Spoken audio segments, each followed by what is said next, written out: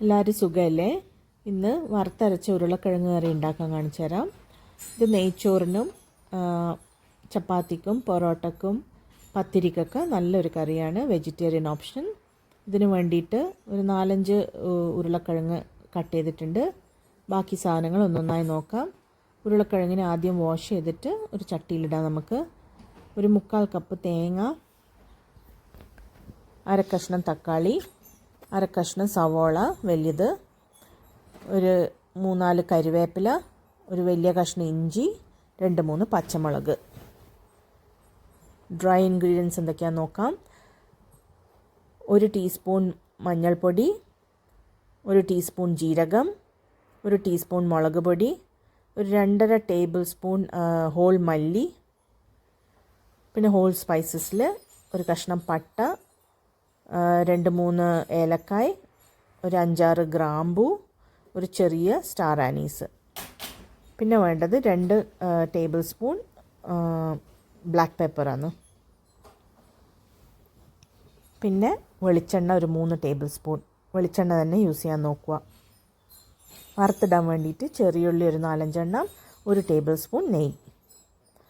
ആദ്യം നമുക്ക് ഉരുളക്കിഴങ്ങിന് പച്ചമുളകും ഉപ്പും ഇട്ടിട്ട് കുറച്ച് വെള്ളത്തിൽ വേവിച്ചെടുക്കാം. ഒരു 3/4 വേവേ ആവേണ്ടുള്ളൂ. ഫോക്ക് ഇങ്ങനെ പാസ് ചെയ്യുമ്പം അത് വെന്തിനെന്ന് അറിയും.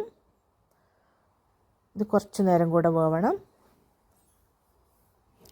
വെന്ത് കഴിഞ്ഞാൽ ഇതിലേക്ക് നമുക്ക് മുറിച്ച തക്കാളി ഇടാം. സൈഡിൽ നമുക്ക് ചീനച്ചട്ടിയിൽ വെളിച്ചെണ്ണ ഒഴിച്ചിട്ട് വറുത്തരക്കേണ്ട സാധനങ്ങൾ റെഡിയാക്കാം. ആദ്യം ഹോൾ സ്പൈസസ് ഇടുക. മല്ലി, ജീരകം, കുരുമുളക്, പിന്നെ പൊടിയായി അരിഞ്ഞ ഇഞ്ചിയും സവോളയും. ഇതെല്ലാം ഒരു മീഡിയം ഫ്ലെയിമിൽ വെച്ചിട്ട് നമുക്ക് വറുത്തെടുക്കാം. ഇനി നമുക്ക് തേങ്ങ ആഡ് ചെയ്യാം. ഇത് ബ്രൗൺ ആവുന്ന വരെ മൂപ്പിച്ചെടുക്കുക.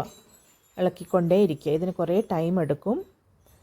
പിന്നെ കരിവേപ്പില ആഡ് ചെയ്യാം നമുക്ക് ഈ വറുത്തിടുന്നതിൽ തന്നെ.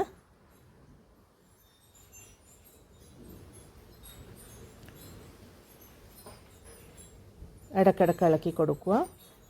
ഇതെന്തായാലും ഒരു 10-15 മിനിറ്റ് എടുക്കും.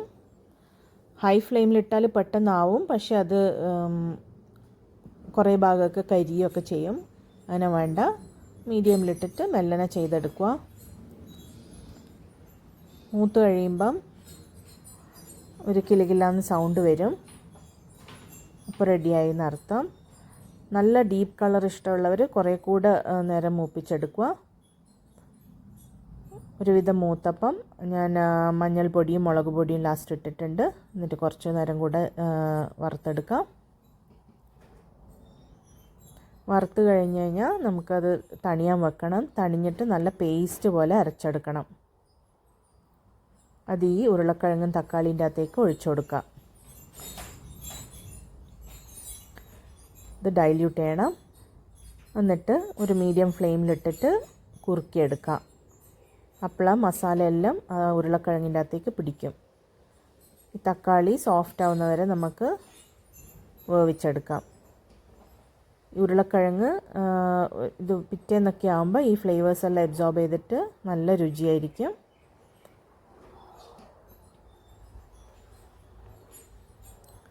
ഇതേ റെസിപ്പി തന്നെ നമുക്ക് ഞണ്ട്, ചെമ്മീൻ, കടല, ചിക്കൻ ഇതൊക്കെ ഇതേ റെസിപ്പിയിൽ തന്നെ ചെയ്യാം. ഇത് കൂടുതലൊരു കംഫർട്ട് ഫുഡായിട്ട് കൺസിഡർ ചെയ്താൽ മതി. ഹെൽത്തി ഒന്നും ആയിരിക്കില്ല.